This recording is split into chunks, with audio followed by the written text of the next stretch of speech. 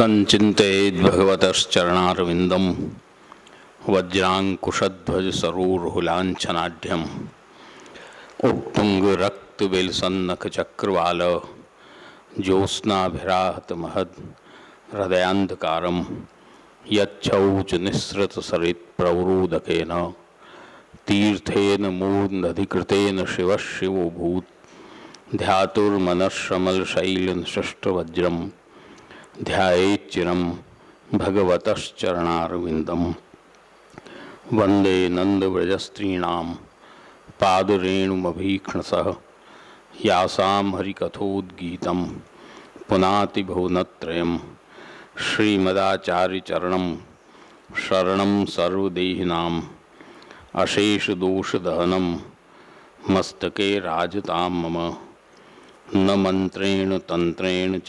ज्ञानसिद्धिर्न वैकुंठबुद्धिस्तु वैकुंठलोके गतिर्विठ्ठलेशे रतिर्विठ्ठलेशे मतिर्विठ्ठलेशे सदा वैभवमास्तु।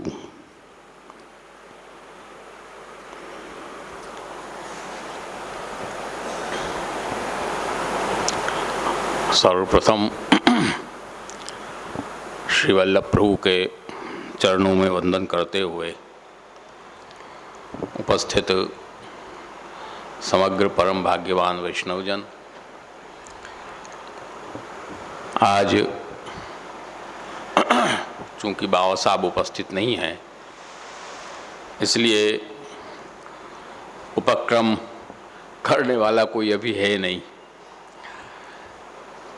पिछली बार का थोड़ा सा खाली बता के आगे बढ़ जाएंगे।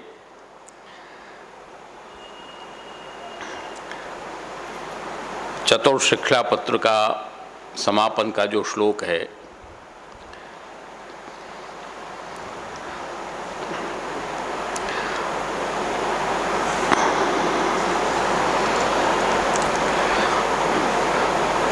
उसका अंतिम चरण आया है, अस्माकं तु गतिर्नान्या श्री कृष्ण शरणं मम।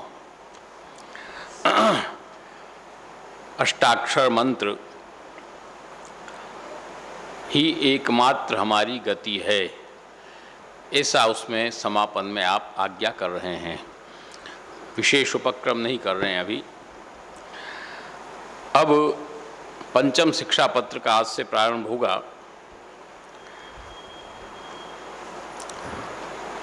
पंचम शिक्षा पत्र में 10 श्लोक हैं केवल, ज़्यादा श्लोक नहीं हैं। और ये शिक्षा पत्र विरहात्मक विरह के स्वरूप को समझाने के लिए है। हरिराय चरण ने 10 श्लोक में वही चीज बताई है। श्री गोपेश्वर जी आज्ञा करते हैं इसमें कि अब पंचम शिक्षा पत्र में विरह भाव करके भगवान भावनीय है, ताको साधन दैन्य है, दैन्य को साधन ताप भाव है, यह निरूपण है। ऐसा श्री गोपेश्वर जी इसमें आज्ञा करते हैं।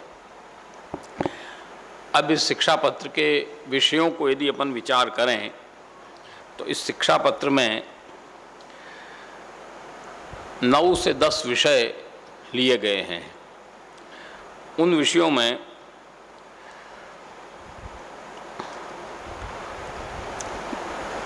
अपने इस पुष्टि मार्ग में भावात्मक भगवत भाव का स्वरूप एक विषय, दूसरा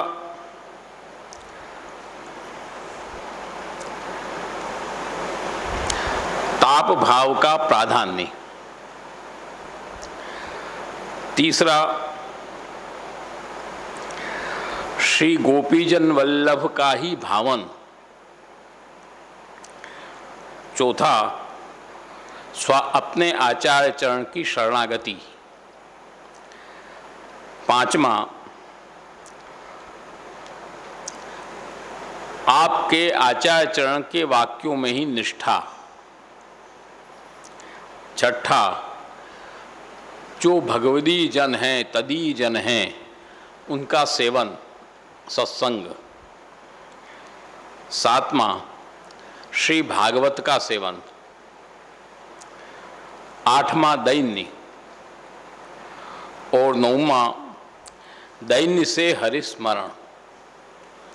ये 9 विषय इस शिक्षा पत्र के अंदर आपने 10 श्लोकों के अंदर लिए हैं। वो क्रमशः है ऐसा नहीं है, पर 10 श्लोकों में ये विषय स्पष्ट हो जा रहे हैं। इसमें प्रारंभ आप कर रहे हैं, सदा विरह भावेन भावात्मा भाव्यताम हरि कृष्णो हृदय देशस्थ। शिक्षा पत्र में छपा है कृष्णे हृदय देशस्थ, इंदौर वाले में वो अशुद्ध छपा है, सुधार लेना। कृष्णो, कृष्णे नहीं, कृष्णो हृदय देशस्थ स्वामिनी नाम कृपा निधे। ये प्रथम श्लोक है। अब पहले बात ये इसके लिए समझनी आवश्यक है अपन को, जो अपना जो मार्ग है श्री वल्लभाचार्य ने प्रकट किया है, वो मार्ग मुख्यतः विप्रयोगात्मक मार्ग है। ये उसकी प्राधान्यता है और उसी प्राधान्यता के अंतर्गत इस पूरे शिक्षा पत्र के 10 श्लोक का आप विवेचन कर रहे हैं। इसीलिए आप इसमें स्पष्ट आज्ञा कर रहे हैं कि सदा विरह भावेन भावात्मा भाव्यताम हरि। सीधा सीधा अर्थ इसका करें कि नित्य प्रति विरह भाव से भावात्मा जो प्रभु हैं उनका भावन हमको करना चाहिए। वो प्रभु कौन है कि हरे कृष्णो। 2 विशेषण दिए हैं, 2 संबोधन दिए हैं, हरि और कृष्ण विशेषण है, हरे और कृष्ण 2 नाम ठाकुर जी के इसमें लिए हैं। कृष्णो हृदय देशस्थ स्वामिनी नाम कृपानिधि। जो कृपानिधि प्रभु हैं श्री कृष्ण हरि, वो स्वामिनियों के हृदय में स्थित हैं, उनका हमको भावन करना चाहिए। ये इसका सीधा सीधा अर्थ है। अब इसमें 2 नाम लिए हैं ठाकुर जी के, एक नाम लिया हरि, दूसरा नाम लिया है कृष्ण, और विशेषण दिया है कृपा निधि। ये जो 2 विशेषण विशिष्ट 2 नाम से युक्त जो है श्लोक है, इसमें इसका मतलब ये पुनरावर्तन नहीं है, पुनरुक्ति नहीं है। जैसे एक का एक के 2 नाम हैं, उनको 2 नाम कहकर हम बुलावें। जैसे एक का नाम गंगा दास, यमुना दास दोनों है मान लो, तो अपन गंगा दास कहेंगे या यमुना दास कहेंगे, एक नाम उसका अलग, सबके 2 नाम तो होते ही हैं। तो दोनों नाम लेकर नहीं बुलाया जाता है, एक नाम से ही बुलाया जाता है। और यहाँ दोनों नाम लिए गए हैं, उसका भी तात्पर्य है। सर्वप्रथम यहाँ पर हमको समझने की बात यह है कि सदा नित्य प्रति विरह भावेन, विरह के भाव से हमको भावात्मा जो प्रभु हैं उनका भावन करना चाहिए। मेन बात यह है। अब यहाँ पर भावात्मा प्रभु बताया, प्रभु भावात्मा हैं, अपने यहाँ भाव प्रतिष्ठा है। जैसे अन्य मर्यादा मार्ग में प्राण प्रतिष्ठा होती है, मर्यादा मार्ग में प्राण प्रतिष्ठा होती है कि नहीं, ऐसे अपने यहाँ भाव प्रतिष्ठा है, इसलिए यहाँ भावात्मा कहा। अब यहाँ पर भावात्मा कहने के पीछे तात्पर्य ये है कि प्रभु भावात्मा हैं। यहाँ पर प्रभु के 2 प्रकार के स्वरूप हैं। वो स्वरूप कौन से हैं? जैसे सामान्य लौकिक में अपन कहते देखते हैं, एक सामान्य लौकिक दृष्टि से समझने के लिए कि आज एक कोई मान लो बड़ा भारी विद्वान या कोई नेता बड़ा, या कोई भी बड़ा सेठ या कोई ऑफिसर हो गया, तो उसका ऑफिस में जब वो बैठेगा तो उसका स्वरूप अलग होगा, जब वो घर में आएगा तो उसका स्वरूप अलग होगा। वहाँ वो एक घर के रूप में होगा, वहाँ एक ऑफिसर के रूप में होगा। एक सामान्य समझने के लिए बात है। दृष्टांत जो होता है वो संपूर्ण नहीं मिलता, इस बात को ध्यान देना। दृष्टांत एक देश में व्याप्त होता है, संपूर्ण में व्याप्त नहीं होता है। तो खाली समझने के लिए दृष्टांत लौकिक दिया जा रहा है। इसी तरह प्रभु के दो स्वरूप के दो प्रकार हैं। एक प्रकार क्या है ठाकुर जी का, कि एक भावात्मक स्वरूप है और एक क्रियात्मक स्वरूप है, भगवत स्वरूप। जो भावात्मक स्वरूप है वो व्रजस्थित स्वरूप है, और जो क्रियात्मक स्वरूप है वो स्वरूप वो है कि जिसको अक्रूर जी आके मथुरा पधरा गए और वहाँ से फिर द्वारका पधारे। जो भी आगे की घटना हुई वो सब ब्रज में जो स्वरूप विराज रहा है वो भावात्मक स्वरूप है। और वो भावात्मक स्वरूप कौन सा है, कि वो भावात्मक स्वरूप वो है जो ब्रज स्वामिनियों के हृदय में स्थित है। इसलिए पिछले भी शिक्षा पत्र में हमने बात कही थी कि कौमारम जहतुर व्रजे, कौमार्य अवस्था को आपने ब्रज में छोड़ दिया। तो ये पहले भी हमने ये बात बताई थी, पहले के शिक्षा पत्र में भी। तो कौमार्य अवस्था जो भावात्मक स्वरूप आपका किशोर अवस्था कुमार अवस्था का है, उसको आपने ब्रज में स्थापित कर दिया। छोड़ दिया का मतलब स्थापित कर दिया। ब्रज है वो भगवत स्वरूप भी है, ब्रज है वो स्वामिनी स्वरूप भी है। ये सब पहले वर्णन आ चुका है पहले के शिक्षा पत्रों में। तो जो भावात्मक स्वरूप आपका है, भावात्मा स्वरूप जो आपका है, उस भावात्मा स्वरूप का विरह भावन से हमको, विरह के माध्यम से हमको भावन करना है। अब जो विरह हमको करना है वो विरह कैसे करना है, कि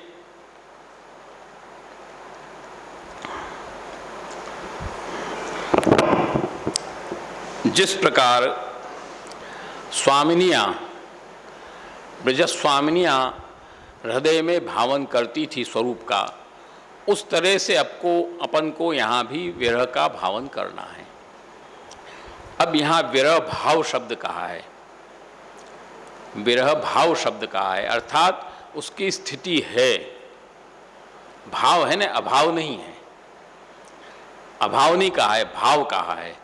अर्थात विरह है, उसकी स्थिति स्थिर है, वो स्थिर है वहाँ पर ब्रज में। इसलिए तो वहाँ गोपाल दास जी ने कहा है, सकल ब्रजमा पोढ़िया वालो करे विविध रस सुखदान रे, ते लीला मारे मन वसो, ते भक्त मांगे मान रे। भक्त को विप्रयोग मांगने का अधिकार है। उसने विप्रयोग की कामना की, मान मतलब विप्रयोग। तो यहाँ भाव, विरह भाव जो है उसकी स्थिति ब्रज में है। वो भावात्मक स्वरूप से वहाँ भावात्मा प्रभु विराज रहे हैं वहाँ पर। इसलिए तो जो वहाँ पर रास पंचाध्याय में भी जब आप अंतर्धान हुए तब भी आप वहीं पर विराजे, वहाँ से ब्रज छोड़ के बाहर नहीं पधारे हैं, ब्रज में ही विराजे हैं। इसलिए गोपी गीत भी जब हुआ तब भी उनको देशांतर विरह नहीं हुआ। नंददास जी ने 4 प्रकार विरह के बताए हैं, देशांतर विरह, पलकांतर विरह, और एक प्रत्यक्ष विरह, एक और है, हाँ वनांतर विरह, बराबर, एक वनांतर विरह। जब प्रभु वन में पधार जाएं तो व्रजभक्तों को विरह होता था। ये वनांतर विरह हुआ। जैसे युगल गीत में वनांतर विरह है, जैसे अपने गोपी गीत, वो भी वनांतर विरह नहीं है वो, पर उसको पलकांतर विरह अपन कह सकते हैं। और प्रत्यक्ष विरह वो तो संयोग दल में होता है। और देशांतर विरह कब हुआ कि जब आप मथुरा पधारे, तो वो देशांतर विरह हो गया। तो इस तरह से सदा नित्य प्रति विरह भावे न भावात्मा हरे भाव्यताम, भावात्मा हरि का भावन हमको करना चाहिए। यहाँ हरि शब्द दिया, क्यों कि हरि हैं वो दुख के हरता हैं। हरे हरति इति हरे, हरण करने वाले हैं वो हरि हैं। अर्थात हमारा जो ताप भाव है, विप्रयोग है, उसका आप हरण करें। इस भाव से भावात्मा हरि का हमको हृदय में भावन करना है। उसके बाद दिया कृष्णो हृदय देशस्थः स्वामिनी नाम कृपा निधि। ऐसे जो श्री कृष्ण हैं वो हृदय देशस्थः स्वामिनी नाम। जब हम भावात्मा हरि का भावन करेंगे विरह भाव से, तब जो कृपा निधि श्री कृष्ण हैं, जो सुख का दान करने वाले हैं। कृष्ण शब्द दान करने से संबंधित है और हरि शब्द दुख का हरण करने से संबंधित, इसलिए दोनों नाम यहाँ पर दिए गए हैं। वो हैं वो कृपा निधि जो श्री कृष्ण हैं, जो स्वामिनियों के हृदय के अंदर विराजमान हैं। वो कृपा करके हमको संयोग का दान करेंगे। इसलिए आप यहाँ पर आज्ञा कर रहे हैं कि सदा विरह भावे न भावात्मा भाविताम हरे कृष्णो हृदय देशस्थ स्वामिनी नाम कृपा निधि, क्योंकि वो कृपा के निधि हैं। अब इसलिए यहाँ पर हमको वो संयोग का दान करेंगे। इस तरह से श्री गोसाई जी भी अपनी चतुश्लोकी में आज्ञा करते हैं कि सदा सर्वात्मना सेव्यो भगवान गोकुलेश्वर स्मर्तव्यो गोपिका वृंदैहि क्रीडन वृंदावने स्थितः। सदा सर्वात्मना सर्वात्म भाव से सेव्यो भगवान गोकुलेश्वर, गोकुलेश्वर का सेवन हमको करना है। स्मर्तव्यो गोपिका वृंदई, दोनों देखो अलग आया। पहले भी हम कह चुके हैं कि सेवा बाल भाव से है और भावन किशोर भाव से है। तो गोकुलेश्वर का सेवन हमको कैसे करना है? सेव्य भगवान गोकुलेश्वर, प्रागट्य कहाँ है? गोकुल में। बाल भाव से हमको उनका सेवन करना है। और स्मर्तव्य गोपिका वृंदई ही, स्मरण किसका करना है? कि जो गोपिका वृंद के बीच में वृंदावन में क्रीड़ा करता है, से स्मरण उनका करना है। दोनों चीज साथ में यहाँ पर चलेगी। इस तरह से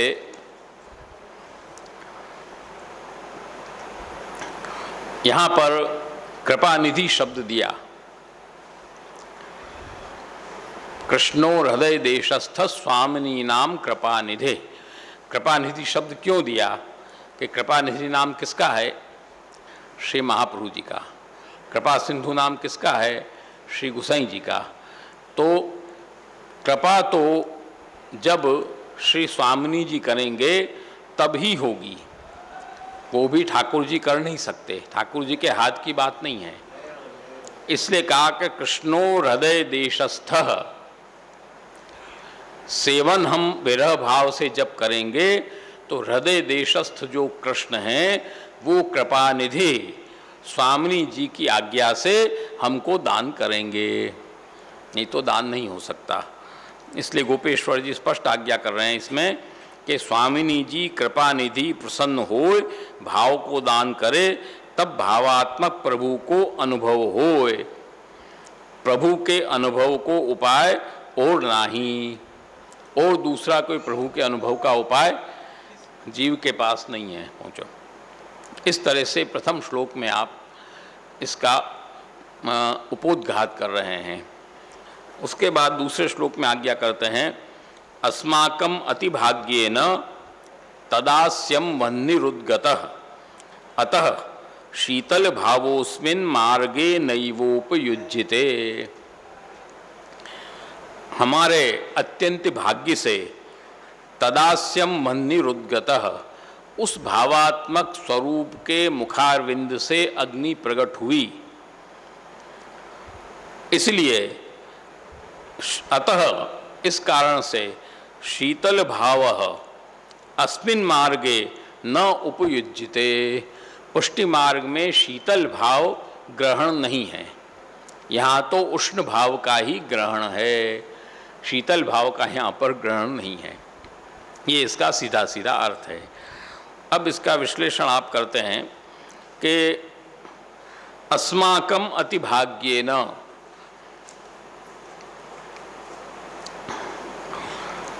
हमारे अत्यंत भाग्य से, यहाँ दोनों अर्थ आ जाएंगे।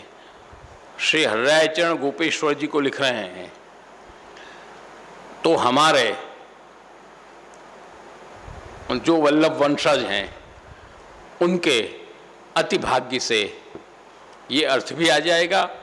और अस्माकम माने बिंदु सृष्टि और नाद सृष्टि, दोनों, बालक बिंदु सृष्टि है, वैष्णव नाद सृष्टि है, दोनों के परम भाग्य से, अत्यंत भाग्य जब उनके हुए तो उनके भाग्य के कारण तदास्यम, उनके मुखारविंद से, उनके मतलब जो स्वामिनी हृदयस्थ श्री कृष्ण हैं उनके मुखारविंद से, जो अलग स्वामिनी हृदयस्थ श्री कृष्ण नहीं है मर्यादा वगैरह में, उनके मुखारविंद से नहीं, जो स्वामिनी हृदयस्थ श्री कृष्ण हैं उनके मुखारविंद से वह्नि रुद्गतः, श्री महाप्रभु जी स्वरूप अग्नि का प्रागट्य हुआ। इसलिए ये जो अग्नि है ये लौकिक अग्नि नहीं है। श्री वल्लभ प्रभु अग्नि स्वरूप जो कहा जाता है वो लौकिक अग्नि नहीं है, इस बात को ध्यान देना, ये अलौकिकाग्नि है। भगवान श्री कृष्ण स्वामिनियों के हृदय में जब स्थित होते हैं और वो अंदर स्थित होने के समय जब उनके मुखारविंद से जो अग्नि प्रकट होती है वो स्वरूप श्री महाप्रभु जी का है। इसलिए आप आज्ञा करें कि अस्माकम अतिभाग्येन तदास्यम वह्निरुद्गतः अतः, क्योंकि मार्ग प्रकट किसने किया है? श्री महाप्रभु जी ने। महाप्रभु जी कौन हैं? अनल स्वरूप हैं, अग्नि स्वरूप हैं। ठाकुर जी के मुखारविंद से जो अग्नि प्रकट हुई वही स्वरूप श्री महाप्रभु जी का है। इसलिए तो कहा वैश्वानरो वल्लभाख्य, वैश्वानर मतलब अग्नि तो हुआ, वैश्वानरो वल्लभाख्य, और उष्णतैक स्वभावो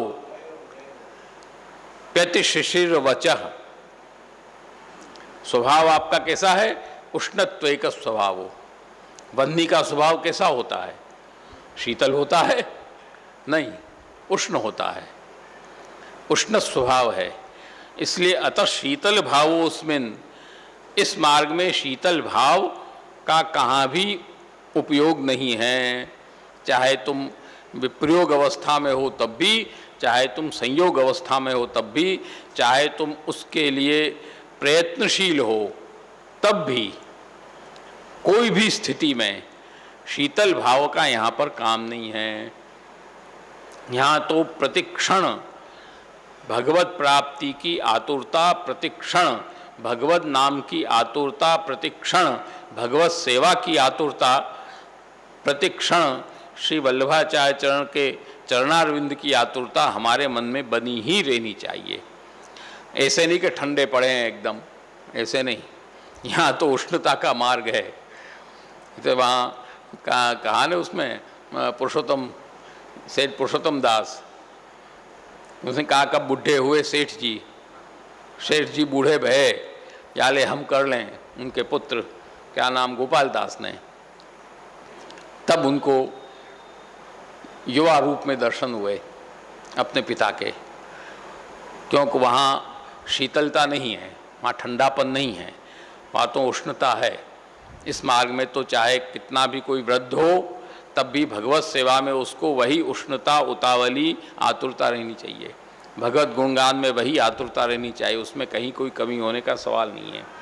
अतः शीतल भावोस्मिन् मार्गे नैवोपयुज्यते।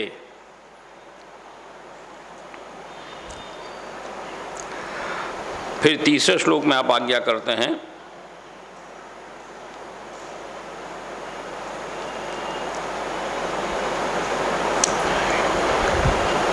इस श्लोक के अंदर, द्वितीय श्लोक के अंदर एक बात और कह दें। द्वितीय श्लोक के अंदर दो चीज प्रमुख है। एक चीज तो अपने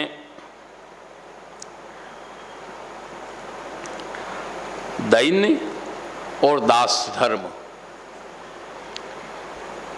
ये दोनों चीज जब हमारे अंदर होगी तब हमारे अंदर उष्णता बराबर बनी रहेगी। दास धर्म होता है तो दास धर्म में अपने लिए सुख की कामना नहीं रहती है, भगवत सुख की कामना रहती है। आज एक लौकिक में ही तुम समझो कि तुम्हारा एक नौकर है, काम करने वाला है, तो उसकी ड्यूटी है, मान लो 10 से 11 की ड्यूटी है, एक उदाहरण के लिए, तो 10 से 11 1 घंटा उसको चैन रहेगा? उसको चैन रहेगा? नहीं रहेगा। सदा उसके दिमाग में बना रहेगा कि अभी हमको आवाज़ पड़ेगी, अभी हमको आवाज़ पड़ेगी, कब हमको आवाज़ पड़े। उसके मन में ये चीज़ बराबर बनी ही रहती है। और यदि बनी न रहे, यदि वो सुस्त होके उससे विमुख होके बैठ जाए तो तुम डांटोगे कि नहीं डांटोगे?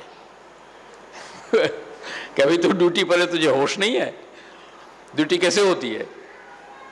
ऐसे ड्यूटी होती है। एक समझने के लिए दृष्टांत है। हम दास हैं प्रभु के, भगवत सुख में हमारा सुख है, प्रभु को कष्ट न हो, ये हमारा दास धर्म है। इसलिए नित्य प्रति हमारे हृदय में आतुरता रहनी चाहिए कि भगवत कष्ट न हो।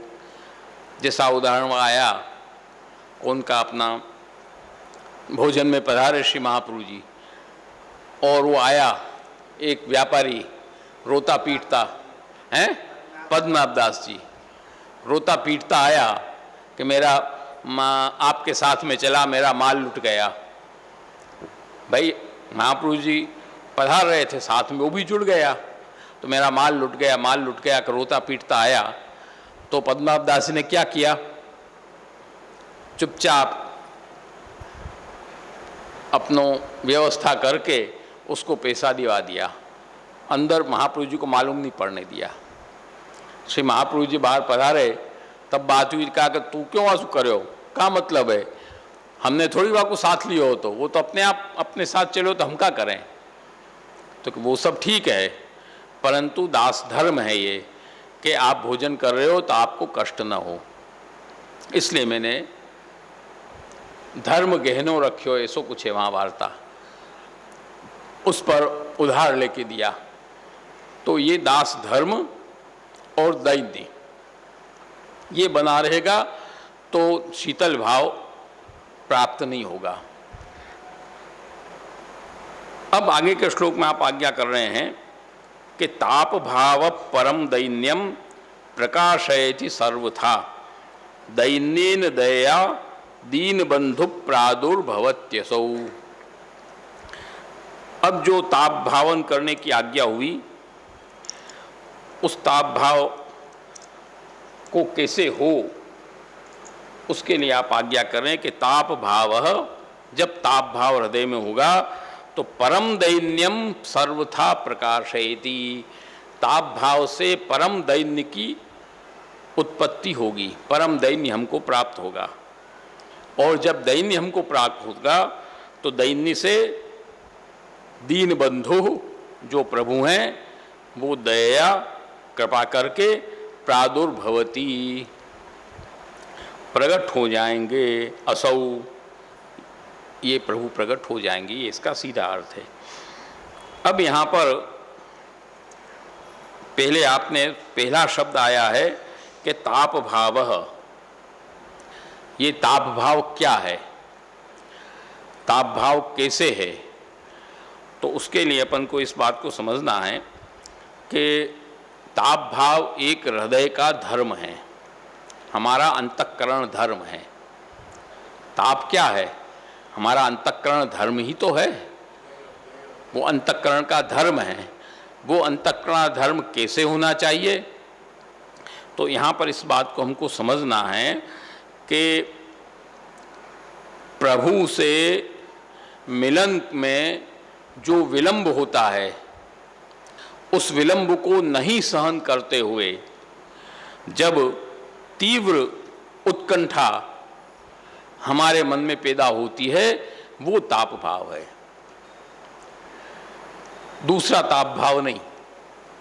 ताप भाव ये है, लौकिक कष्ट तुमको कुछ हुआ हो, तुम्हारे हृदय में ताप हो गया, वो ताप भाव नहीं चलेगा। यहाँ लौकिक में कोई ताप हो गया, वो ताप भाव भी यहाँ नहीं चलेगा। यहाँ ताप भाव कौन सा है कि जो भगवत मिलन में होता हुआ विलंब, उस विलंब को नहीं सहन करने से, नहीं सहन होने से जो उत्कंठा हो रही है, तीव्रता अपने अंदर जग रही है, उस तीव्रता जो जब उत्पन्न होती है, उस तीव्रता से जो ताप होता है वो ताप भाव है। तो वो ताप भाव होना चाहिए, दूसरा कोई लौकिक वगैरह का ताप भाव यहाँ संयोजित नहीं होगा। ताप भाव ऐसा जब ताप भाव होगा तो ताप भाव क्या करेगा कि परम दैन्यम प्रकाशयति, परम दैन्य को प्रकाशित करेगा। अब परम दैन्य क्या है? परम मतलब क्या? सामान्य अर्थ तो अपन करते हैं कि बहुत बढ़िया उत्कर्ष वाला दैन्य, ऐसा नहीं है। ये सब आचार्यों के वाक्य हैं, ये सब श्रौत वाक्य के अंतर्गत चलते हैं। यहाँ श्री हरिराय चरण परम शब्द का जो आप प्रयोग करते हैं वो क्यों करते हैं कि श्रुति कहती है कि द्वे ब्रह्मणि वेदितव्ये परम अपरम च, ये श्रुति है। द्वे ब्रह्मणे वेदितव्ये परम अपरम च, ब्रह्म को दो प्रकार से जानो, परम और अपरम, ये दोनों ब्रह्म के ही स्वरूप हैं। तो यहाँ पर आप इसलिए आज्ञा करते हैं कि परम दैन्यम अर्थात भगवद विषयक दैन्य, क्योंकि परम भी ब्रह्म का ही स्वरूप है। परम दैन्यम, इसलिए परम शब्द आपने यहाँ पर प्रयोग किया, क्योंकि परम अपर दोनों भगवान का ही स्वरूप है। द्वे ब्रह्मणि वेदितव्ये परम अपरम च, ये श्रुति वाक्य है। तो परम दैन्यम नाम भगवत परकम दैन्यम, भगवत विषयक दैन्य हमारे हृदय में आवे, दूसरा दैन्य नहीं। जैसे कोई दीनहीन, पैसे से दीनहीन हो गया बेचारा, गरीब हो गया तो दीन नहीं हो जाता है, उसके अंदर दीनता नहीं आ जाती है, वो दीनता यहाँ काम करेगी नहीं। कोई बेचारा पढ़ा लिखा नहीं है तो दीनता आ गई, कोई अपनी पत्नी से डरता है तो दीनता आ गई, कोई अपने माँ बाप से डरता है तो दीनता आ गई। देखो होता है ऐसा, तो दीनता नहीं आ जाती उसके अंदर, वो दैन्य हो जाता है। वो दैन्य यहाँ काम नहीं करेगा। यहाँ जो दैन्य है वो परम दैन्य है, अर्थात भगवत विषयक दैन्य है। लौकिक में हमको दीनता आ जाए, वो दीनता का मतलब नहीं है। यहाँ दीनता वहाँ भी आती है, लौकिक में भी आती है, परंतु यहाँ जो दैन्य आना चाहिए वो भगवत विषयक दैन्य हमको आना चाहिए। परम दैन्यम प्रकाशयति, ताप भाव जो स्वामिनी भगवत मिलन में विलंब होना को जो सहन नहीं हो रहा है, उसकी जो तीव्रता वाला जो ताप भाव जब हृदय में होगा, तब हमको भगवत विषयक दैन्य उत्पन्न होगा। और जब भगवत विषयक दैन्य उत्पन्न हमको होगा तो दैन्येन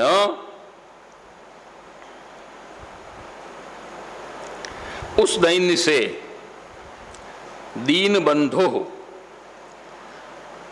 बंधु नाम दिया यहाँ पर, अर्थात जो दैन्य युक्त है, भगवत विषयक दैन्य युक्त है, उसके बंधु होता है वो कभी अहित नहीं करता।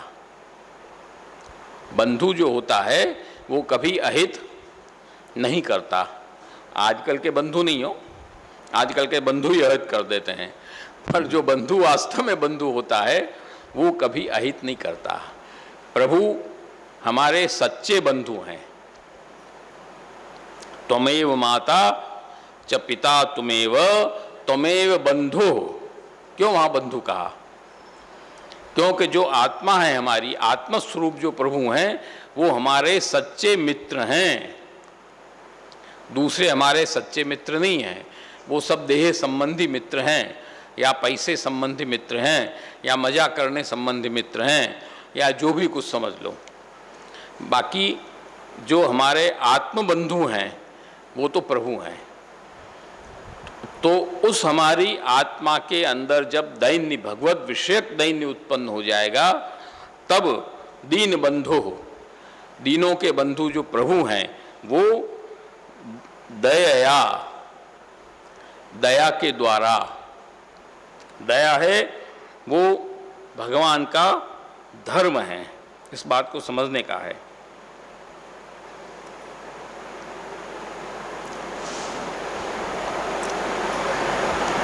दया है वो प्रभु का एक, जिसको कहना चाहिए कि अनन्य धर्म है। कृपा है वो प्रभु का अनन्य धर्म है। वो धर्म कभी हट नहीं सकता, वो भगवत धर्म है। इसलिए दया उस अपने भगवत धर्म से, जैसे नहीं आया सब जगह अपने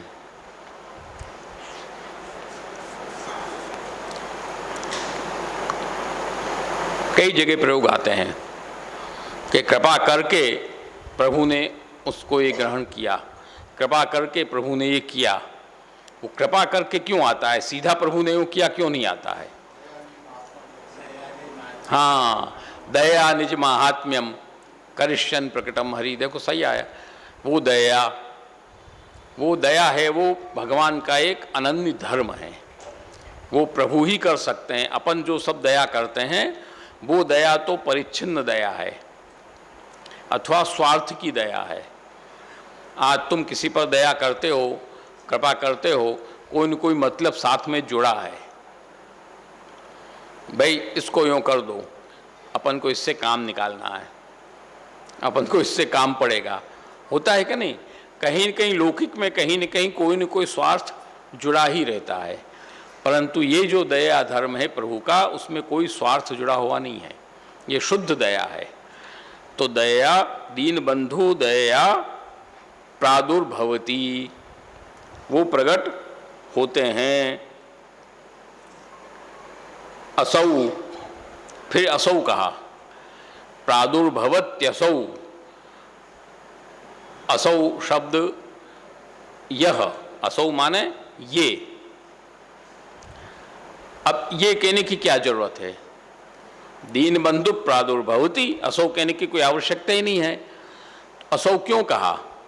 असौ इसलिए कहा कि दीन बंधु तो भगवान का नाम है एक, वो तो मर्यादा में भी है, पुष्टि में भी है। आत्मा तो सबका बंधु है, वो भगवान को पुष्टि का ही है ऐसा नहीं है। तो वो दीन बंधु नाम आया, पर यहाँ तो पुष्टि का विषय है, इसलिए कहा असौ, अर्थात ये गोपीजन वल्लभ दीन बंधु, दूसरा नहीं। भक्तों के लिए तो असौ माने गोपीजन वल्लभ, क्योंकि ताप भाव उनका ही होगा, दूसरे के ताप भाव का सवाल नहीं है। इसलिए जो पुष्टि पुरुषोत्तम है वो दीन बंधु दया करके कृपा करके प्रकट होंगे। जैसे वहाँ हुए रास में, जैसे रास में हुए तासा मायुर्भूत छौरी, पहले रोदो सुस्त्रम राजन कृष्ण दर्शन लालसा, जब वो रुदन करने लगी सब ब्रजभक्तें मिलके, तब दैन्येन दया दीन बंधु प्रादुर्भवत्यसो, ये सीधा का सीधा श्लोक वहां लगेगा। ताप भाव परम दैन्यम प्रकाशयति सर्वधा, जब उनको ताप भाव बढ़ा तब उनको दैन्य हुआ। पहले भगवान अंतर्धान हुए तब उनके अंदर दैन्य नहीं था। ठाकुर जी को हम गोत लेंगे, हम खोज लेंगे, उनके अंदर जोश था और खोजने के लिए निकली भी, सबको पूछा भी, कहीं ठाकुर जी मिले नहीं।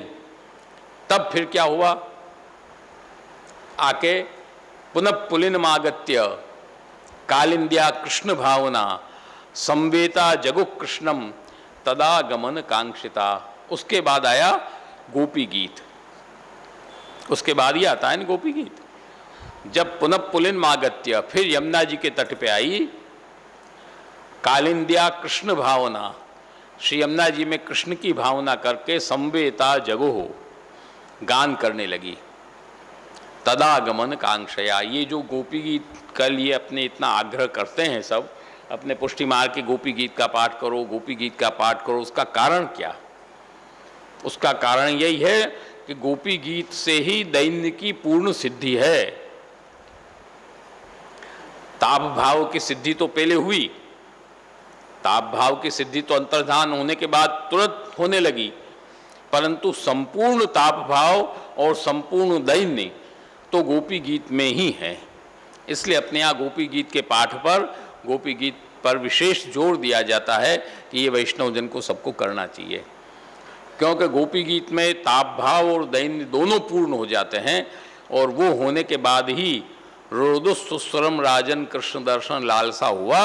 उसके बाद तासाम आविर्भूत छौरी स्मयमान मुखाम्बुज दैन्येन दया दीन बंधु प्रादुर्भवती असौ गोपी जन वल्लभ, दूसरा नहीं। साक्षात मन्मथ मन्मथ, साक्षात पुष्टि स्वरूप का वहां पर प्रागट हुआ। इस तरह से दीन बंधु प्रादुर्भवत्यसौ।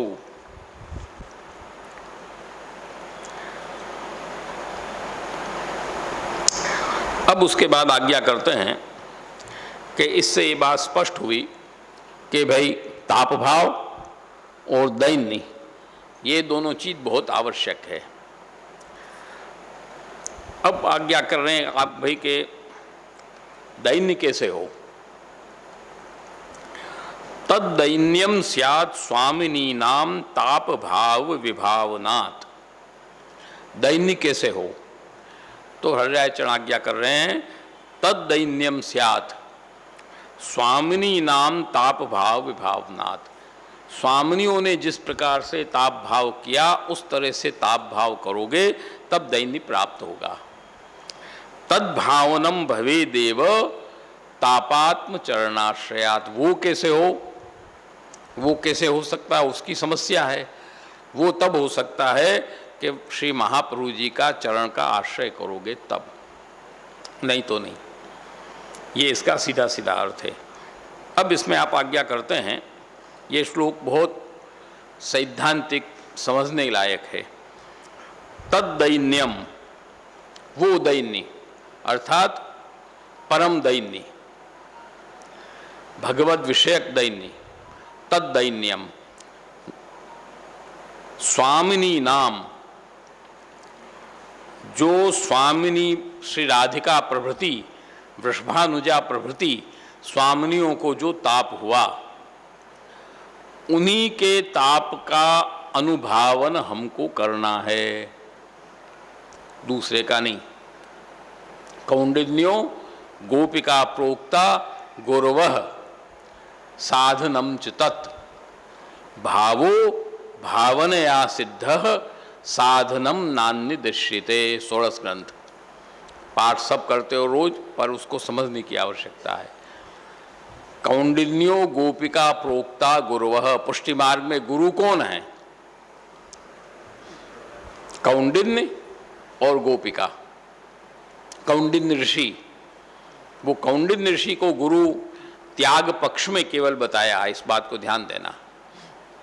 त्याग पक्ष में कौंडिन्य ऋषि गुरु हैं और गोपिका प्रोक्ता गुरवः, संपूर्ण त्याग और ताप दोनों पक्षों में गोपिका गुरु हैं, वही साधन है। साधनम च तत् भावः भावनया सिद्धः, जो भाव हमारा है वो ब्रज भक्तों के भाव से ही सिद्ध होगा। यहाँ भावनया सिद्ध मतलब अपनी भावना नहीं है, बात को ध्यान देना। भावो भावनया सिद्ध, स्वामिनी नाम ताप भाव विभावनाथ, स्वामिनियों के ताप भाव का विभावन हम करेंगे तब तुम्हारे मन में कोई भाव पैदा हुआ और तुमने ठाकुर जी को कर दिया, वो नहीं, वो बिल्कुल गलत है। जो भाव श्री महाप्रभु जी गोसाई जी का है, श्री गोपी जनों का है, वही भाव यहाँ पर काम करेगा, दूसरा भाव काम नहीं करेगा।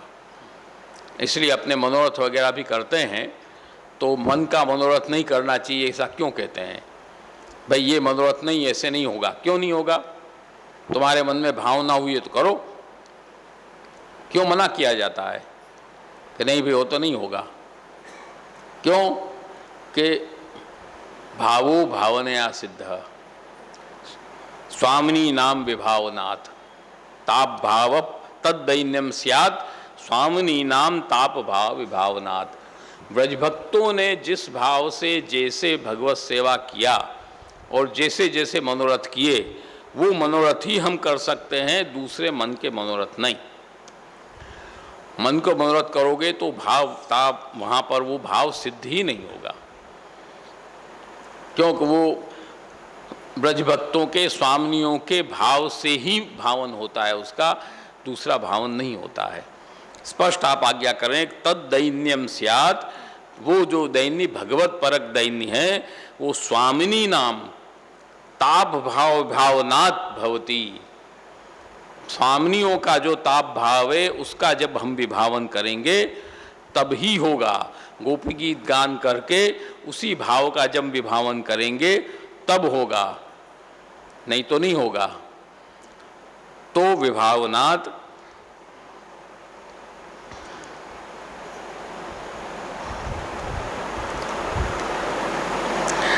तद्भावनम भवेदेव तापात्म चरणाश्रयात्। वो भावन कैसे होगा कि तद्भावनम भवेद एव, वो भाव तभी होगा कि जब तापात्म चरणाश्रया। तापात्म कौन? श्री महाप्रभु जी। तापात्म नाम श्री महाप्रभु जी का है। तापात्मक के चरण कमल का जब हम आश्रय करेंगे तब, क्योंकि उसका कारण है यहाँ जो श्री महाप्रभु जी का प्रागट्य है, इसलिए तो अग्निकुंड से प्रागट्य है। महाप्रभु जी का प्रागट्य अग्निकुंड से क्यों है, इस बात को समझो। महाप्रभु जी का प्रागट्य वैसे प्रगट भौतिक प्रागट्य तो हो चुका था, भौतिक स्वरूप से प्रागट्य तो आपका पहले हो चुका और वहाँ पधरा कर वो चले गए। आती है कि नहीं वार्ता? अब जो जब वापस वहाँ पर वो पहुँचे तब श्री महापुरुष जी का स्वरूप अग्निकुंड के मध्य में दर्शन हुआ। ये इतिहास बोल रहा है, हम नहीं बोल रहे हैं, इतिहास बोल रहा है। इसका कारण क्या? तदास्यम वह्निरुद्गतः, जो हरिरायचरण आज्ञा करते हैं, जो स्वामिनी हृदयस्थ जो श्री कृष्ण हैं, उनके मुखारविंद से जो अग्नि प्रकट हुई वो ही श्री महाप्रभु जी का स्वरूप है। वही तो अग्निकुंड है, अग्निकुंड से प्रागट है ना श्री महाप्रभु जी का। अग्निकुंड क्या है? भगवान मुख है। अग्निकुंड क्या है? भगवान मुख है। आज जो आहुतियाँ देते हैं, हवन करते हैं सब, तो हवन क्यों करते हो ये बताओ हमको। विष्णु याग करोगे, देवियों की याग करोगे, ये याग करोगे, वो याग, सब याग होते हैं कि नहीं? तो जब याग होता है तो उस याग में जो अग्नि है वो अग्नि जब तक प्रज्वलित नहीं होती, लपट नहीं उठती, तब तक उसमें आहुति नहीं डाली जाती। यदि बिना प्रकट हुए अग्नि तो है ही, लपट नहीं उठेगी तब भी अग्नि तो है कि नहीं वहां पे। यदि उस अग्नि में तुम आहुति डाल दोगे तो वो आहुति भगवान मुख में नहीं जाएगी, वो भौतिक अग्नि में रहेगी। इसलिए कहते हैं कि भस्मन्नेव जुहोति सह, वैफल्य है उसका। जब मुख प्रकट हो जाए, कहा जाता है मुख प्रकट करो, ये कहा जाता है वहां पर कि मुख प्रकट करो तब आहुति दी जाए। तो मुख जब प्रकट होता है तब उसमें आहुति पधराई जाती है, वो मुख है। तो अग्नि का जो मुख है, तदास्यम वह्निरुद्गतः, जो ये तो अग्नि है, ये तो भगवत स्वरूप वैदिक स्वरूप है। वो जो स्वरूप है श्री महाप्रभु जी रूप अग्नि है, वो व्रज भक्तों के हृदय में विराजे हुए प्रभु के मुखारविंद से उत्पन्न हुई अग्नि है। वो श्री महाप्रभु जी का स्वरूप है, इसलिए अग्नि कुंड से श्री महाप्रभु जी का प्रागट्य है। तो तापात्म चरणाश्रयात आपका स्वरूप है, वो तापात्मक स्वरूप है, अग्नि स्वरूप है, उष्ण स्वरूप है। तो तापात्म चरणाश्रयात, अग्नि भी उष्ण, मुख होता है, मुख स्वयं उष्ण होता है। ये भी समझो, तुम बुखार आता है थर्मामीटर कहाँ लगाते हो? डॉक्टर कहाँ लगाता है थर्मामीटर? मुंह में लगाता है ना। क्यों मुंह में लगाता है? वहां से सही तापमान की प्राप्ति होगी। सही कहाँ मिलेगा? मुख में, क्योंकि गर्मी मुंह में रहती है, मुख गर्म उष्ण ही होता है। तो उष्ण मुख है, उष्ण मुख से अग्नि प्रकट है, वही अग्नि का स्वरूप श्री महाप्रभु जी हैं। और उन्हीं श्री महाप्रभु जी ने इस मार्ग को प्रकट किया है। तो शीतल कहाँ से आएगा? शीतल कैसे आएगा?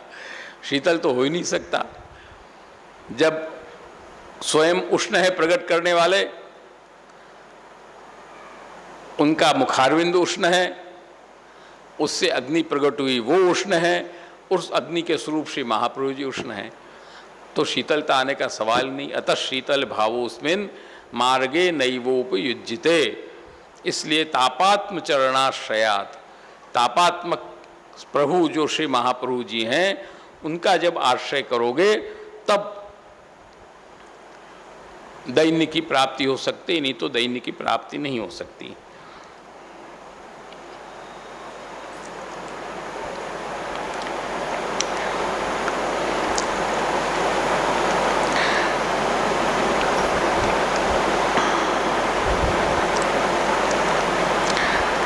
तदाश्रयस्य सिद्धिस्तु तद्वाक्य परिनिष्ठया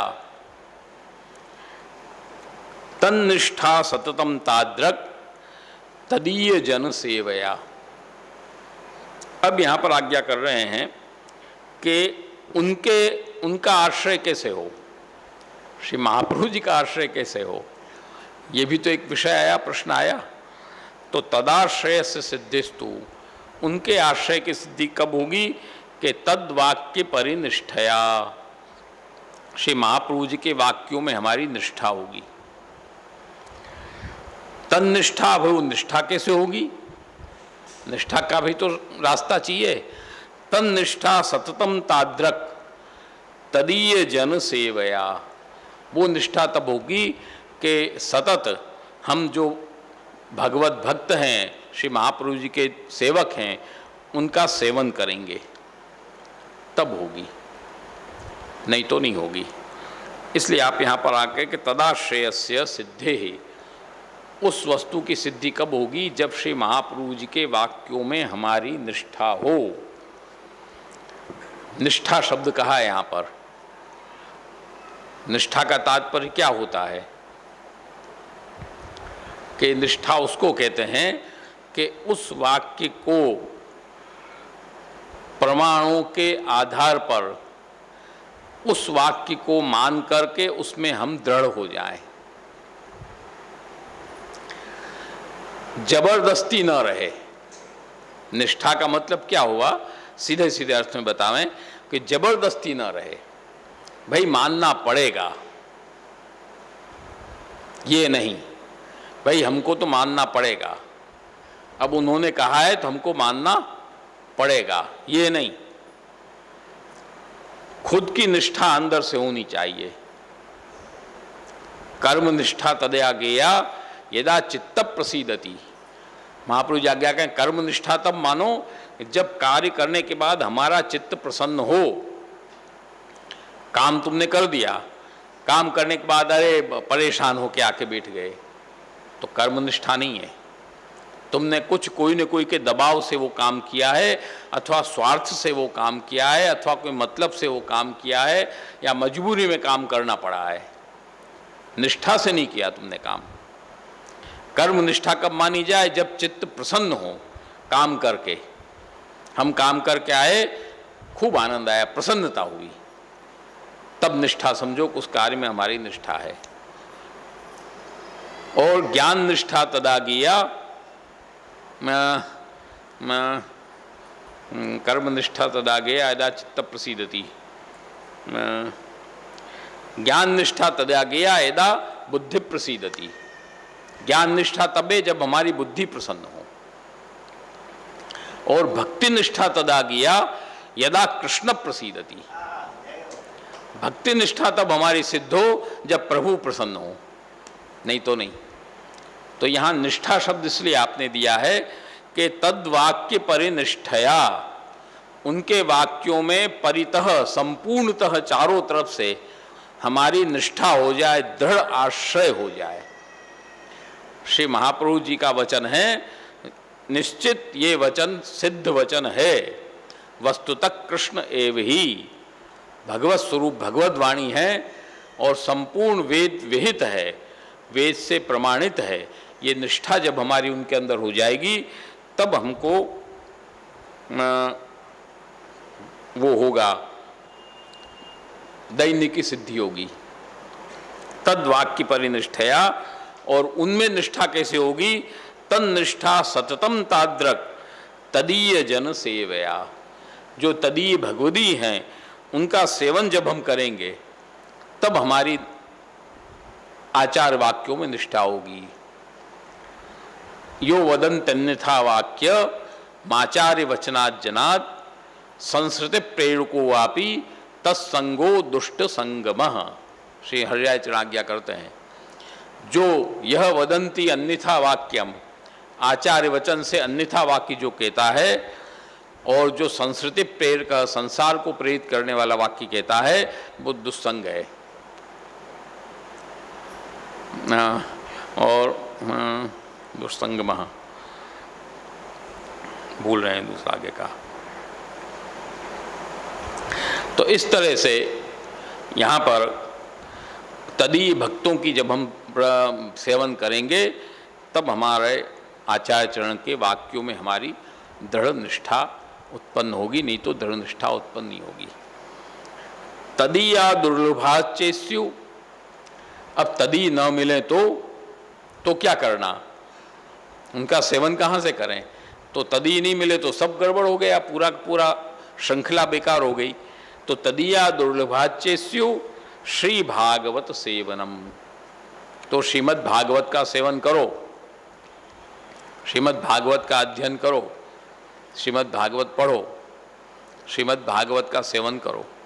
इसलिए यहाँ सेवनम कहा है, श्री भागवत पठनम नहीं कहा, श्री भागवत श्रवणम नहीं कहा। भागवत श्रवण तो बहुत होता है, भागवत पठन भी बहुत होता है, पर होता है कुछ ये बताओ। भागवत पठन भी बहुत होता है, भागवत श्रवण भी बहुत होता है, पर कुछ होता है। ऐसी ऐसी भागवत लोग कहने लग जाते हैं कि माथा खराब हो जाता है। ऐसी तो आजकल भागवत कहते हैं। अभी सुन रहे थे हम यूट्यूब में बैठे बैठे, तो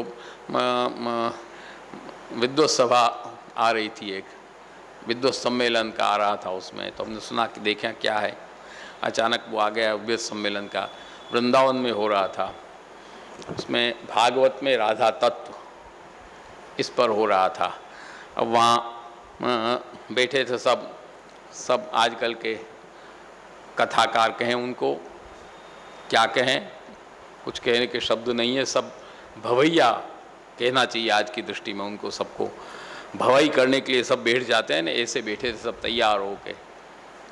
अब उसमें से एक आध जने बेचारे विद्वान थे, अब उसमें से एक जना बोलता है, नाम उसका क्या लें, एक जना बोलता है कि भागवत में राधा का नाम आया है। कहाँ आया है कि अष्टम स्कंध में का श्लोक बोला, उद्दितायुधैः राधावंतो मृधे जनाः, ये श्लोक है एक भागवत का। तो पागल कैसा है कि उद्दितायुधैः राधावंतो ऐसे अर्थ कर रहा है, कि ऐसी मूर्खता का काम है। देख के हालत माथा कूटने की स्थिति आती है कि आजकल क्या दशा हो गई है। विसर्ग का र बन गया है वहाँ पर, वहाँ र नहीं है, विसर्ग का र बन गया है। जैसे विसर्ग व्याकरण का नियम है, विसर्ग का र बन जाता है। जैसे अपन कहते हैं ना कि आचार्य चरण ही राज्ञप्तम, आचार्य चरण के द्वारा आज्ञा की गई ही, तो आचार्य चरण ही आज्ञप्तम, वो आ है आगे, और ये विसर्ग आया है, तो विसर्ग का र बन के रा हो गया, स्वर मिल गया उसके अंदर, तो वो पागल कह रहा कि राधा है। ऐसी तो पागलपन की कथाएं करते हैं, देख देख के माथा खराब होता है। फिर एक जने थे बेचारे विद्वान वहाँ, वो उखड़ गए, वो एकदम उखड़ के कहे, अरे ये क्या अर्थ कर रहे हैं आप, इतना गलत अर्थ कर रहे हैं आप, भागवत के कथाकार हो कैसा अर्थ कर रहे हैं। बहुत सही उन्होंने उसको वहाँ पर टोका, अच्छा झाड़ा।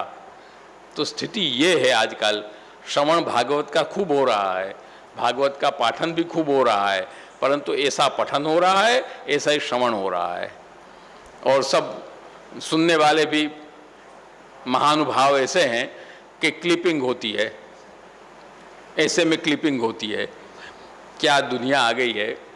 उष्ट्राणाम च विवाहोस्ति गर्दभा गीत गायका, कहावत है न, ऊँटों का विवाह हो रहा है और गधे गीत गाने वाले हैं, वो दशा है। उष्ट्राणाम च विवाहोस्ति गर्दभा गीत गायका, वो दशा हो गई। अब कहावत ऐसी हो गई है दोनों जगह, तो स्थिति ये खराब हो गई। इसलिए वो शब्द नहीं, यहाँ आप आज्ञा करें सेवनम, भागवत का सेवन हमको करना है, भागवत के अंदर रच पच जाना है। भागवत का सेवन जब हम करेंगे, खाली श्रवण भी नहीं है, खाली पठन भी नहीं है, भागवत का सेवन है। तदि या दुर्लभाच्यस्यु, तदि यदि हमको न मिले तो श्रीमद् भागवत का सेवन करो, अथवा वो भी न मिले, भागवत भी न मिले मान लो, अथवा भागवत का सेवन करने की उसमें योग्यता न हो या न कर सके, तो क्या करना। बिल्कुल वो तो अंगूठा छाप है या जैसे भी विचारा है, तो क्या किया जाए। अथवा दैन्य भावे न स्मर्तव्य सततम हरि, लास्ट उपाय ये है कि कुछ भी यदि न मिले तो दैन्य भाव से सतत प्रभु हरि का, जो दुख को हरण करने वाले, उनका सेवन करो। भगवत नाम, और कोई दूसरा उसका मार्ग नहीं है। यहाँ पर सेवन से तात्पर्य सुबोधनी जी सहित श्री भागवत का सेवन है। भागवत का सेवन कब होगा कि जब सुबोधनी जी के सहित हम श्रीमद् भागवत को देखेंगे तब, क्योंकि सेवन का मतलब क्या हुआ, सेवा करना। सेवन का मतलब क्या हुआ, सेवा करना। सेवा कब होगी कि जब स्वरूप होगा, बिना स्वरूप के सेवा होगी, बिना स्वरूप के सेवा होगी, निराकार की सेवा होगी, निराकार की सेवा होगी नहीं। भागवत का स्वरूप केवल श्री सुबोधिनी जी ही बताती है। श्रीमद् भागवताख्योयम प्रत्यक्ष कृष्ण एव ही, प्रत्यक्ष भगवत स्वरूप श्रीमद् भागवत है, इसलिए श्रवण नहीं कहा, पठन नहीं कहा, सेवन कहा। और सेवन तभी होगा जब श्री सुबोधनी जी के अनुसार हम भागवत का अर्थ करेंगे। इसलिए वहाँ भी हरिरायचरण आज्ञा करते हैं कि नाश्रितो वल्लभाधीश न च दृष्टा सुबोधिनी, दृष्टा कहा, न चु पठिता सुबोधिनी नहीं कहा, न च श्रुता सुबोधिनी नहीं कहा, न च दृष्टा सुबोधिनी, वो भी स्वरूपात्मक है। न राधि राधिका नाथो वृथा तज्जन्म भूतले। तो यहाँ पर भागवत का सेवन करो, वो भी न हो तो स्मर्तव्य सततम हरि, दुख हरण करने वाले जो प्रभु हैं उनका सतत स्मरण करो। अस्माकम न्यूनतई वासीन मिलनम यदभून नहीं, एतावती हरि कृष्ण पूर्यष्यति तामपि। अस्माकम, श्री हरिरायचरण अस्माकम से तात्पर्य गोपेश्वर जी और श्री हरिराय जी दोनों। हम अस्माकम पत्र लिख रहे हैं ना, तो अस्माकम का मतलब वही लेना पड़ेगा कि हम मतलब अपन दोनों, बड़े भाई और छोटे भाई। अस्माकम न्यूनतई वासीत, अथवा समग्र वैष्णव सृष्टि। अस्माकम न्यूनतई वासीत मिलनम यदभून नहीं, यही तो हमारे अंदर न्यूनता है कि तदियों से मिलन नहीं हो रहा है, सत्संग नहीं मिल रहा है, तदी नहीं मिल रहे हैं हमको। यही तो न्यूनता है, कमी हमारे में यही तो है। यदभून नहीं, एतावती हरे कृष्ण, फिर यहाँ दोनों नाम आए, एतावती हरे कृष्ण पूरेष्यति तामपि। ये जो न्यूनता है, उस न्यूनता को भी पूर्ण कौन कर सकता है? हरे कृष्ण। दो ही नाम आए फिर यहाँ पर, हरि दुखहर्ता और कृष्ण सुखदाता। वही इसको पूर्ण कर सकता है। न्यूनता को जब निवृत्त करेंगे तो दुख का हरण होगा, और उसके बाद सत्संग की प्राप्ति कराएंगे तो सुख की प्राप्ति होगी। इसलिए दोनों नाम आए हरे कृष्ण। एक बार इसी उस पर बात चली, बैठे थे बालक सब विराजे थे कि ये पुनरुक्ति दोष है। यहाँ किसी ने कहा, मेरे को यार पुनरुक्ति दोष नहीं है, पुनरुक्ति दोष इसको नहीं कहा जाता है, इसके अंदर तात्पर्य है। उस समय हमको भी ध्यान नहीं था क्या कि बताइए क्या तात्पर्य, आप बताइए। मेरे को भाई कुछ तात्पर्य जरूर होगा, पुनरुक्ति दोष नहीं कह सकते, अभी हम देखे बिना नहीं बता सकते ये बात। परंतु इसमें तात्पर्य ये है कि दुखहर्ता और सुखदाता, उस न्यूनता को आप ही पूर्ण कर सकते हैं। पूरी स्थितितामपि भवद्भिर्नैव कर्तव्यः क्षोभो मनसि सर्वथा, अस्मिन् मार्गे यथैवार्तिः तथैव फल सन्निधेः। इसलिए भवद्भिः, आप लोगों के द्वारा, अथवा गोपेश्वर जी भवद्भिः आपके द्वारा, नैव कर्तव्य क्षोभः, क्षोभ नहीं करना मन में, सर्वथा क्षोभ न कर्तव्य, मन के अंदर क्षोभ मत करो। अस्मिन् मार्गे, इस मार्ग में जितनी आरती होगी उतनी ही फल की प्राप्ति होगी।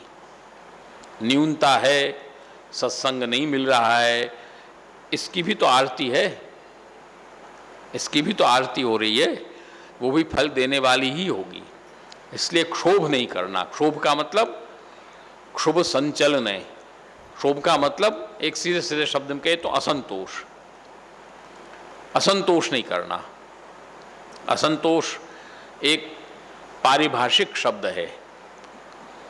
असंतोष है वो पारिभाषिक शब्द है। कहते हैं ना कि असंतोष का मतलब हुआ कि हमारे अंदर कष्ट है, शोक है। अशोच्यानन्य शोचस्त्वम प्रज्ञावादांश्च भाषसे गतासून गतासूंश्च नानुशोचन्ति पंडिता। भगवद गीता में ब्रह्म विद्या का प्रारंभ यहीं से होता है। तो असंतोष नहीं हमको करना है, संतोष रखना है। संतोष आत्मधर्म है। तो भवद्भिर्नैव कर्तव्य क्षोभो मन सर्वथा, सर्वथा क्षोभ नहीं करना है, क्योंकि अस्मिन मार्गे यथैव आरती, इस मार्ग में जितनी आरती बढ़ेगी उतनी ही फल की सन्निधि होगी। जैसे श्री गोसाई जी आज्ञा करते हैं विज्ञप्ति में, तद्दर्शन विहीनस्य त्वदीयस्य तु जीवितम व्यर्थमेव यथा नाथ दुर्भगाया नवम वयः। श्री गोसाई जी आज्ञा करते हैं विज्ञप्ति में कि आपके दर्शन से विहीन और जो आपका त्वदीय है उसका जो जीवन है, आपके दर्शन से विहीन जो उसका जीवन होता है वो कैसा होता है कि व्यर्थमेव यथा नाथ दुर्भगाया नवम वयः। जो दुर्भाग्यशाली है उसकी आयुष्य नवम वयः, युवा आयुष्य जो व्यर्थ जाती है, उसी तरह आपके दर्शन के बिना हमारी आयु व्यर्थ जा रही है। तो ये आतुरता जितनी होगी उतना ही फल की प्राप्ति विशेष होगी। इसलिए क्षोभ करने की आवश्यकता नहीं है, आरती करने की आवश्यकता है।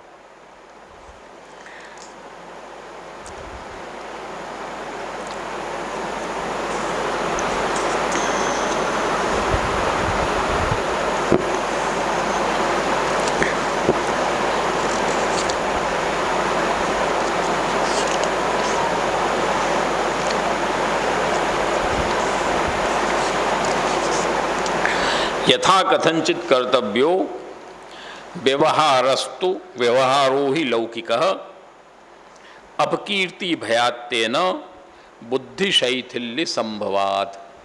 अब यहाँ पर प्रश्न आया कि क्षोभ नहीं करना, आरती करनी।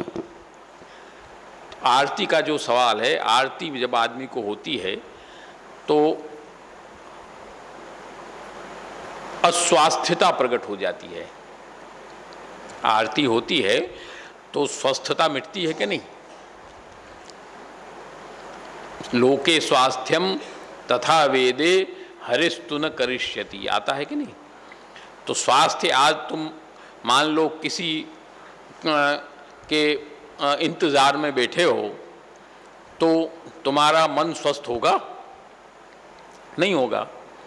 एक ट्रेन के इंतज़ार में तो मन अस्वस्थ हो जाता है आदमी का। स्टेशन पर बैठते हो, एक ट्रेन का इंतजार करने में तो मन अस्वस्थ हो जाता है। ट्रेन आई नहीं, अभी आई, अरे ये आफत हो गई, अरे बहुत लेट कर दिया, अरे ये कर दिया, नहीं होता है। रोज अपन सब अनुभव करते हैं। तो वो एक अस्वास्थ्य थोड़े से में हो जाता है, तो ये आरती में तो और हो जाए। तो आरती जो है मन की अस्वस्थता है।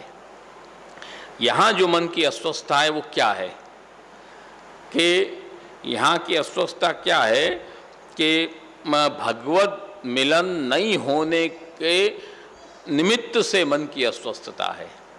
भगवत मिलन की आतुरता में मन की अस्वस्थता है, लौकिक विषय में मन की अस्वस्थता नहीं है। इसलिए ये स्थिति, मन की अस्वस्थता जब उसको रहेगी तो कैसे काम होगा? तो आप आज्ञा कर रहे हैं कि यथा कथंचित कर्तव्यो व्यवहारो ही लौकिक। अस्वस्थता तो तुमको रखनी है भगवत मिलन की। लोके स्वास्थ्यम, लोक में अस्वास्थ्य, तथा वेदे, वेद में भी अस्वास्थ्य, हरिस्तु न करिष्यति, प्रभु उसमें भक्तों का स्वास्थ्य प्रदान नहीं करते हैं उसमें।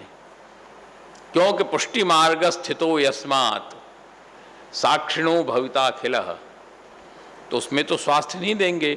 यदि लौकिक में स्वस्थता तुमको प्रदान कर देंगे तो अलौकिक में अस्वस्थता आ जाएगी। तो लौकिक में स्वस्थता तो आएगी नहीं, अस्वस्थता ही रहेगी। तो उस अस्वस्थता में काम कैसे करोगे? तो आप आज्ञा करते हैं कि यथा कथंचित कर्तव्य व्यवहारो ही लौकिक। जैसे तुम्हारा सर दर्द हो रहा है, भयंकर सर दर्द हो रहा है, तब भी भाई ये काम करना पड़ेगा, उस पार्टी में जाना पड़ेगा, नहीं होता है? तो अपन जाए, चलो, अरे घर आकर, अरे माथा जाना पड़ा, क्या करें, जाकर आ गए। होता है कि नहीं ऐसा? लौकिक में करना पड़ता है कि नहीं? इसी तरह हमको लौकिक जितने भी कार्य हैं वो सब कार्य आरती प्रभु की रहे, मन में अस्वस्थता बनी रहे, भगवत मिलन के लिए आतुरता बनी रहे, आरती बनी रहे।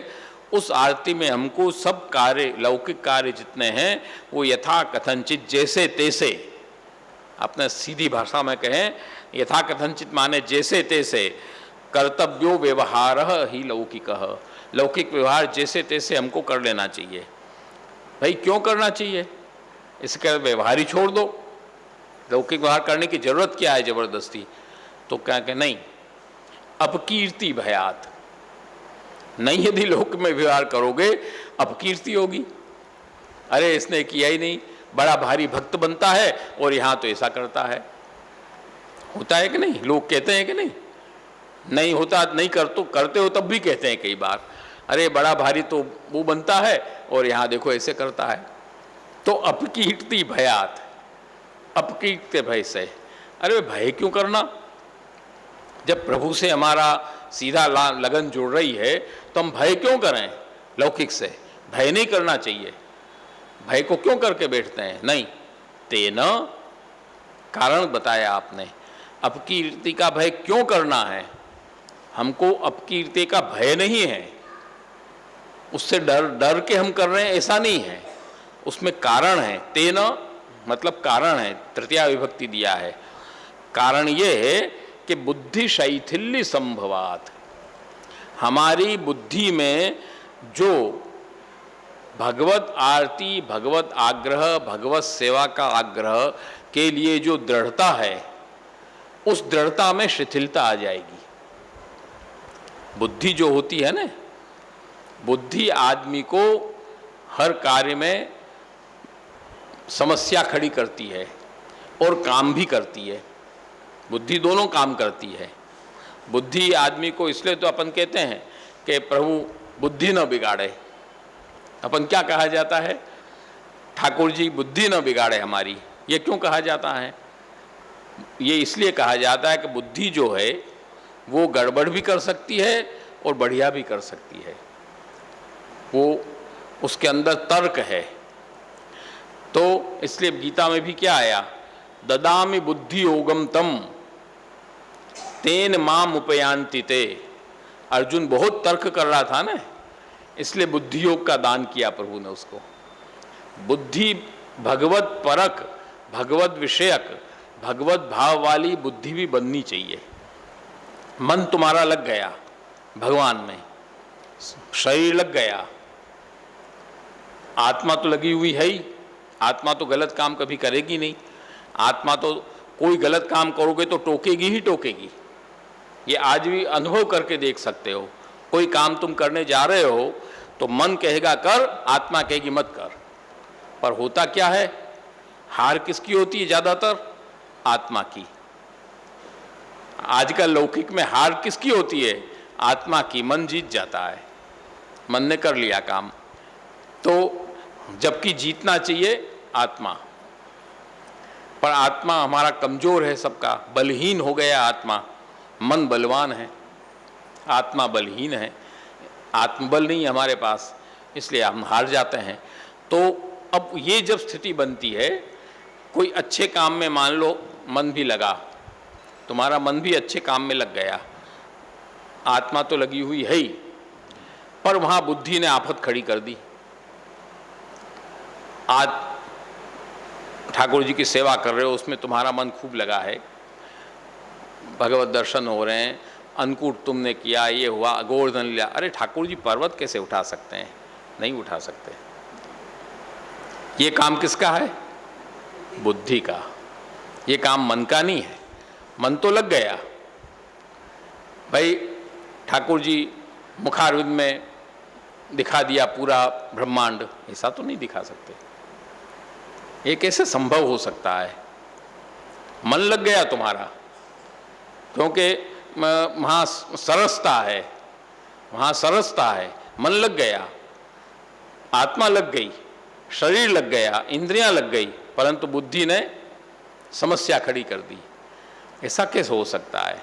ये बात समझ में नहीं आ रही। चलो सब कह रहे हैं हाँ कर लो, पर अंदर से नहीं, तर्क बुद्धि। तो बुद्धि ऐसी चीज है कि बुद्धि यदि अलग हो जाए तो मन और आत्मा और इंद्रियों का किया हुआ भी होगा जरूर, पर उसके अंदर समस्या खड़ी हो जाएगी, होकर भी समस्या खड़ी हो जाएगी। इसलिए बुद्धि प्रभु न बिगाड़े कहा जाता है। बुद्धि प्रेरक कृष्णस्य पाद पद्मम प्रसीदतु, प्रभु हमारी बुद्धि को अच्छी प्रेरित करें, ऐसा अपन कहते हैं। तो इसलिए यहाँ पर आप आज्ञा कर रहे हैं कि अपकीर्ति भयात, अपकीर्ति का भय होगा। वो भय क्या है? हमको अपकीर्ति का भय नहीं है, परंतु अपकीर्ति होने के कारण बुद्धि में शैथिल्य आ जाएगा। लोग जब ऐसी बात करेंगे तो हमारी बुद्धि के अंदर भी तर्क कुतर्क पैदा हो जाएंगे, और बुद्धि में जब शैथिल्य आ गया तो वो शैथिल्य हमारा जो है वो हमारे सब काम को बिगाड़ देगा। सब कुछ करते हुए भी यदि उसके अंदर शंका आ गई तो क्या हुआ? सब कुछ करते हुए भी नहीं आनंद मिला, तो ये समस्या वहाँ पर आकर के खड़ी हो जाएगी। इसलिए अपकीर्ति यथा कथनचित कर्तव्य व्यवहारो ही लौकिक, व्यवहार लौकिक हमको करते रहना है, उसको छोड़ना नहीं है। इस तरह से यहाँ पर श्री हरिराय चरण पंचम शिक्षा पत्र में